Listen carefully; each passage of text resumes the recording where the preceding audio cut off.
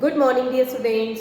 आज हम क्लास 8 का चैप्टर नंबर 12 घातांक और घात पढ़ने वाले हैं, जिसमें आज हम एक्सरसाइज 12.2 के क्वेश्चन सॉल्व करेंगे। देखिए, इसमें आज का हमारा पहला क्वेश्चन है, निम्न संख्याओं को मानक रूप में व्यक्त कीजिए। आपने देखा होगा कि जब हमें बहुत सारे शून्य दिए गए होते हैं तो हम उसको एक अन्य रूप में लिख सकते हैं, जो कि हमारा मानक रूप कहलाता है। बहुत सारी जीरो को लिखना इतना आसान नहीं होता है, तो उसको आसान बनाने के लिए एक मानक रूप दिया गया है। इसे हम आज सीखने वाले हैं। तो देखिए किस तरह से हम संख्याओं को मानक रूप में बदलेंगे। यदि हमारे पास कोई संख्या दशमलव में दी गई है तो हम उसको किस तरह से मानक रूप में लिखेंगे। आइए पहला क्वेश्चन करते हैं। 0.1 2 3 4 5 6 7 8 9 10 11 और यहाँ पर हो जाएगा 0 0 8 और 5। हमेशा एक संख्या के बाद दशमलव लगाया जाता है। तो हम यहाँ देखते हैं कि दशमलव के बाद कितनी संख्याएं यहाँ पर आई हैं। यहाँ पर देखेंगे कि 0 के यहाँ पर 1 2 3 4 5 6 7 8 9 10 11 और 12। यहाँ पर 8 के बाद दशमलव लगाएंगे हम, तो 10 की घात इसमें माइनस में क्या आएगी, 12 आएगी। तो यहाँ हम इसको लिखेंगे 8.5 गुणा 10 की घात माइनस 12।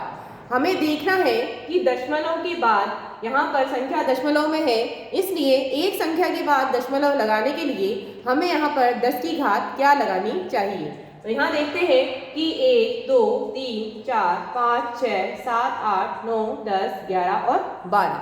यहाँ पर 12 अंक आ रहे हैं, इसलिए 10 की घात हो जाएगी -12। अब देखते हैं दूसरा क्वेश्चन। यहाँ पर भी देखेंगे दशमलव के बाद कितने जीरो हैं। तो यहाँ पर 1 2 3 4 5 6 7 8 9 10 11 और इस तरह से हमें संख्या दे रखी है। अब हम यहाँ देखते हैं कि दशमलव के बाद हमें 9 के बाद पॉइंट लगाना है। तो यहाँ पर 9 से पहले वाले जितने भी अंक हैं उन्हें हम गिनेंगे, उन्हें हम 10 की घात में लिखेंगे। तो देखिए 1 2 3 4 5 6 7 8 9 10 11 और 12। तो यहाँ पर 12 अंक आए हैं, इसलिए 10 की घात हम माइनस में 12 लगाएंगे। तो यहाँ देखते हैं हम 9.42 गुणा 10 की घात -12। अब देखते हैं कि यहाँ पर अगर हमें दशमलव नहीं दिया गया है तो हम संख्या को मानक रूप में किस प्रकार से लिखेंगे। तो देखते हैं इसका तीसरा वाला क्वेश्चन। तीसरा क्वेश्चन क्या है, इसका तीसरा है 6 0 2 1 2 3 4 5 6 7 8 9 10 11 12 13। 13 जीरो लगी है इसमें। अब हमें इसे मानक रूप में लिखना है। तो मानक रूप में हमेशा एक संख्या या एक अंक के बाद यहाँ पर हम दशमलव लगाते हैं। तो यहाँ पर देखते हैं कि 6 के बाद दशमलव लगाने पर हमें 10 की घात क्या लगानी चाहिए। क्योंकि इसमें दशमलव पहले से नहीं था, इसलिए हमारे पास 10 की घात यहाँ पर प्लस में आएगी और जिसमें दशमलव लगा होगा उसमें हमें माइनस में घात लगानी है।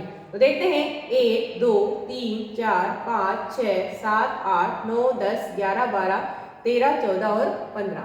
तब हम इसको लिख सकते हैं 6.02 गुणा 10 की घात 15। इसी तरह से इसका फोर्थ जो क्वेश्चन है वो कैसे होगा। देखिए 3 के बाद हमें दशमलव लगाना है, तो हम लिखेंगे 3.186।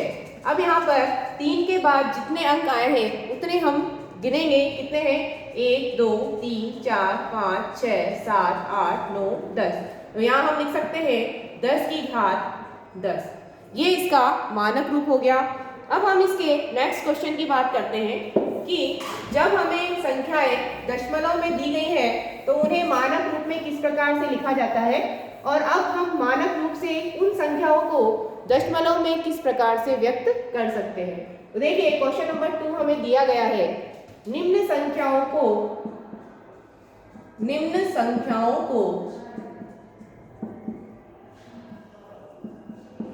निम्न संख्याओं को सामान्य रूप में व्यक्त कीजिए।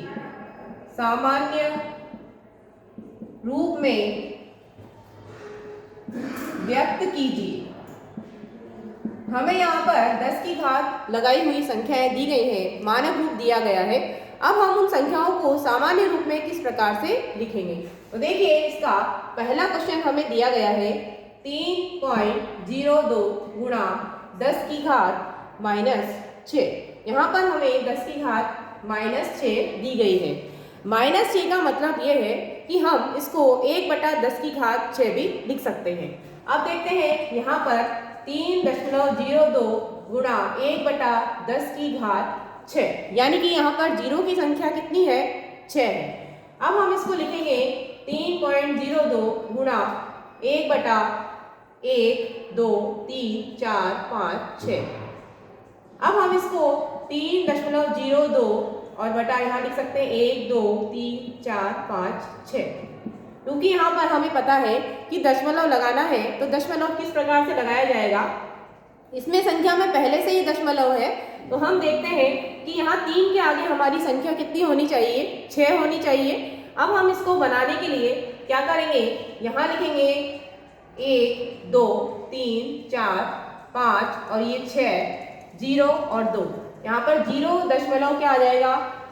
1, 2, 3, 4, 5 तो 0 लगेगी और यहाँ पर आ जाएगा 3।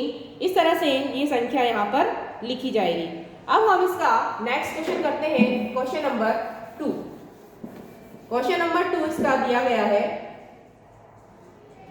4.5 गुणा 10 की घात, यहाँ पर हमको दे रखी है 4, 10 की घात 4। चूंकि यहाँ पर हमारी जो घात है वो धनात्मक है, इसलिए हम इसको गुणा में ही लिखेंगे और इससे गुणा करेंगे।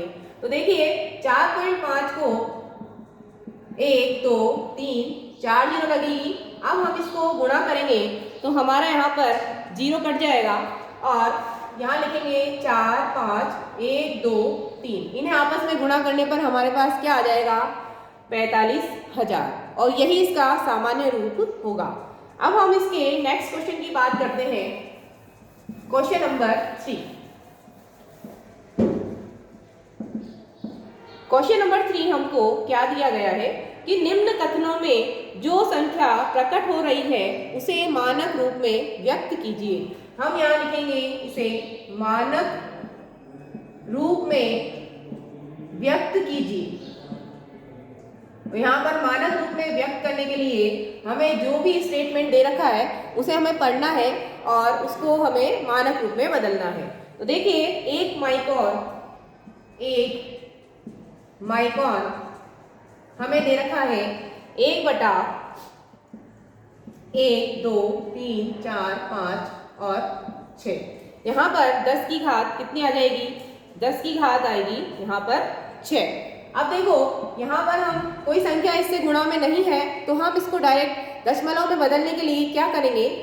0 पॉइंट यहाँ हो जाएगा 1, 2, 3, 4, 5, 6। तो यहाँ पर 6 संख्या है। अब हम इसको लिख सकते हैं 1 गुणा 10 की घात -6। यही इसका मानक रूप कहलाएगा। अब देखते हैं इसका नेक्स्ट क्वेश्चन। एक इलेक्ट्रॉन का आवेश 0.0000 हमें कूलाम दे रखा है। अब हमें इसे बदलना है इसमें एक मानक रूप में। तो यहाँ देखते हैं 0 हमें दे रखा है 10 की घात 1, 2, 3, 4, 5, 6, 7, 8, 9, 10, 11, 12, 13, 14, 15, 16, 17, 18 और यहाँ पर 1 और 6, ये इसमें कूलाम में दिया गया है। अब हमें इसे मानक रूप में बदलने के लिए 10 की घात लगानी होगी। चूंकि इसमें पहले से दशमलव है, तब हम इसकी घात को ऋणात्मक रूप में लिखेंगे। यहाँ हो जाएगा 1.6 गुणा 10 की घात -19। इस तरह से हम संख्याओं को मानक रूप में बदल सकते हैं। तो आज हमने एक्सरसाइज 12.2 के क्वेश्चन सॉल्व किए हैं। कल हम इसके आगे पढ़ेंगे। आज के लिए इतना ही। Thank you.